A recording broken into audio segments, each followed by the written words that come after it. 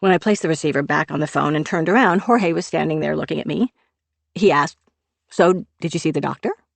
I didn't know what he was talking about. Was he just making conversation or confusing me with someone else? He smiled and asked again, "Your braces, you got them off?" Oh my God, this guy is so sweet.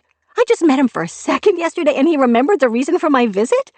Oh, no wonder my grandparents love him. Yes, I did, I said sheepishly. Let me see. And like a little kid showing off her very first lost tooth, I proudly curled up my lips to flash him my perfectly straight chiclets. As he was quite a bit taller, I tilted my face upward so he could appreciate my newly minted pearly whites.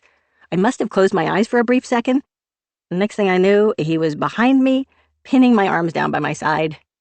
I was in shock. This couldn't be happening. This was the kindest, most lovely man. My grandparents adored this guy. He was now licking my neck, breathing harder and harder, pressing his body into me from behind. Time suddenly became unrecognizable.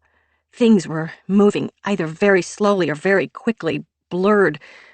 But I knew one thing for sure. I was very much in trouble.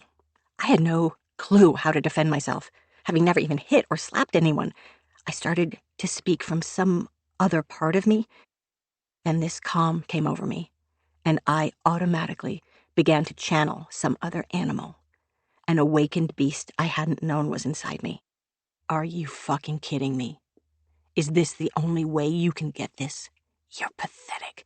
You can't get someone your own age to have sex with you, so you go after a 14-year-old? I just hung up the phone. My grandparents are waiting for me upstairs. You're gonna get fired. You're so fucked. The moment the words shot out of my mouth, they fried and shorted out whatever circuitry he was running on. He stopped licking my neck and released my arms without a word. With the calm of a zombie, I walked directly out of his apartment and into the elevator. Just get into the elevator. Just push the button. I noticed my hands shaking, my body starting to vibrate from head to toe. Once inside the chromed cubicle, I pushed the elevator button as the silver walls started to spin. Nausea and adrenaline surging. My grandparents had left their front door ajar for me, and the sound from their television echoed down the open-air breezeway. I made a beeline for Mickey's bathroom with the stink of stale cigars and pine matches and promptly threw up. Crying and still breathless, I called my dad in New York and tearily told him what had just happened. After a beat, he responded, sounding strangely cold and detached. Well, what did you expect? You're probably all juicy from your date with Steve. Wait. He couldn't have said that. There's no way my dad could have meant what I thought he said. That I had only myself, my horniness, my natural God-given desire to blame for this creep attempting to molest me?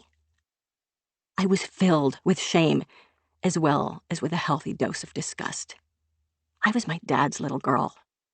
The last thing any girl wants to hear is her father referring to her as juicy. I wished I could magically unhear that word. My grandparents were glued to the television set, to the booming voice of Tricky Dick. Nothing could have prepared me for their blatant, blank dismissal of what had happened to me. Our Jorge? He would never. They seemed almost angry with me. And that was the end of the discussion. I was 14 years old, about to enter my first year of high school. Had never kissed anyone except for my warm-up session with Bonnie and a few boys at the Spin the Bottle party. This was a loss of innocence, but one that needed to be lost, especially with where I was headed. There was a lot to process, because until this moment, I had never known any man to be anything but protective and loving, and like all young girls, I had been warned about the bad, dangerous men in the world.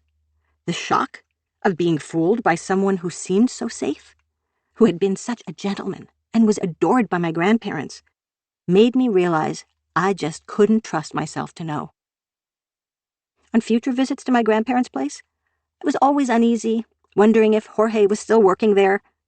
One time, I remember suddenly dropping onto the parquet floor of my grandparents' apartment and slithering out of sight as their beloved superintendent leered at me through their jealousy windows, slowly watering the potted plants in the breezeway.